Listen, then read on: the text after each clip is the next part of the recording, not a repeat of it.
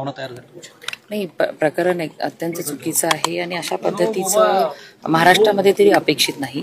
परंतु महाराष्ट्राचे मुख्यमंत्री आदरणीय देवेंद्र फडणवीस साहेबांच्याकडनं माझ्यासह सगळ्यांना अपेक्षा आहेत की देवेंद्र फडणवीस साहेब या कुटुंबातल्या व्यक्तींना न्याय देतील आणि यापुढे अशी घटना महाराष्ट्रामध्ये घडणार नाही, अशा पद्धतीचा न्याय मिळेल. शिक्षा जर कोणी पोलीस यामध्ये सहभागी असतील किंवा कुणाच्या वरदहस्तामुळे एवढी डेअरिंग ह्या तरुणांची झाली तर त्याचा सुद्धा तपास लावला जाईल आणि त्यांना सुद्धा शिक्षा होईल.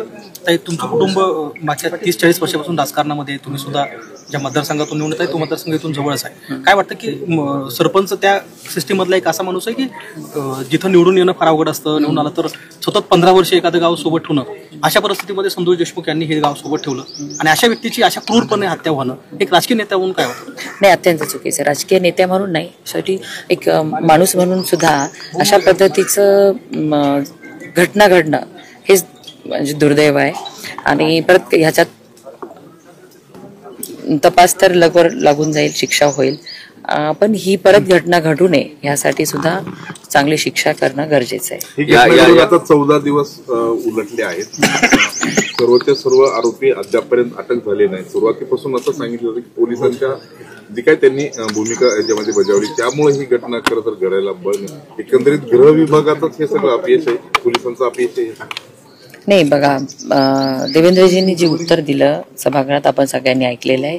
आरोपी अटक झालेले आहेत, जे राहिलेत त्यांना सुद्धा अटक केल्या जाईल आणि जे कोणी पोलीस ह्याच्यामध्ये दोषी होते त्यांच्यावर कारवाई झालेली आहे आणि जे आणखीनही पडद्यामागे असतील त्यांच्यावर सुद्धा कारवाई होईल आणि एसपींची सुद्धा तात्काळ बदली करण्यात आलेली आहे. त्यामुळे आता यापुढे बीडमध्ये असे प्रकार घडणार नाहीत. पोलीस अधिकाऱ्यांवर कारवाई होती मात्र यातलं ते राजकीय इन्व्हॉल्वमेंट आहे. त्यांच्यावर पूर्ण तपास झाल्यानंतर नाव पण समोर येत स्वतः देवेंद्रजींनी नाव घेतलेलं आहे सभागृहामध्ये, त्यांच्यावर सुद्धा कारवाई होईल, पण त्यासाठी पूर्ण तपास होणं गरजेचं आहे. ते झाल्यानंतर त्यांच्यावर पण कडक शिक्षा होईल. थँक्यू. अरे बाबा मित्रांनो 2 मिनिटं थांबा. सूर्यवंशीची सुद्धा घरची भेट गेली. आज मंत्रिपदी सुद्धा आपला जिल्हा आहे, या परिस्थितीला कसं पाहता, काय पुढे कसं? आज मी वाकोडे कुटुंबियांना सांत्वन करण्यासाठी इथं आलेली आहे आणि एक चांगला नेता आपण सर्वांनी या ठिकाणी हरवलेला आहे, आपल्यातून ते गेलेले आहेत. अनेक चळवळींमध्ये त्यांचा सक्रिय सहभाग होता, प्रत्येक गोष्टीला न्याय मिळवून देण्यासाठी ते झटत होते आणि ही पोकळी आपल्या जिल्ह्यातली कशानेच भरून निघणार नाही. त्यांना सांत्वन देण्यासाठी मी इथं आलेली आहे.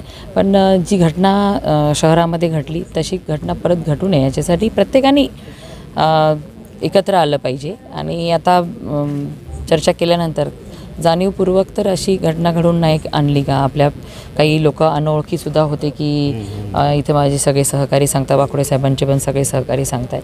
त्याचा तपास सखोल तपास चौकशी झाल्यानंतर समोर येईल की काय याच्या मागचं कारण आहे आणि कुटुंबियांनासुद्धा मदत सरकारने जाहीर केलेली आहे. आणि नंतर एक आमचं पारिवारिक संबंध वाकोडे परिवाराशी अनेक वर्षांपासूनचे आहेत, ते तसेच त्यांना भेटण्यासाठी मी इथं आली होती आणि कुटुंबियांचे काय पोलीस प्रशासनावर ताशेर ओढले जाते याबद्दल काय वाटतं? तर परिस्थिती नाही, आपण बघा एक PI सस्पेंड केलेले आहेत आणि पुढे आणखीन कोणी त्यात दोषी असतील पोलीस तर त्यांच्यावर सुद्धा कारवाई होईल.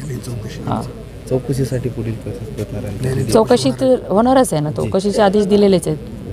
थँक्यू.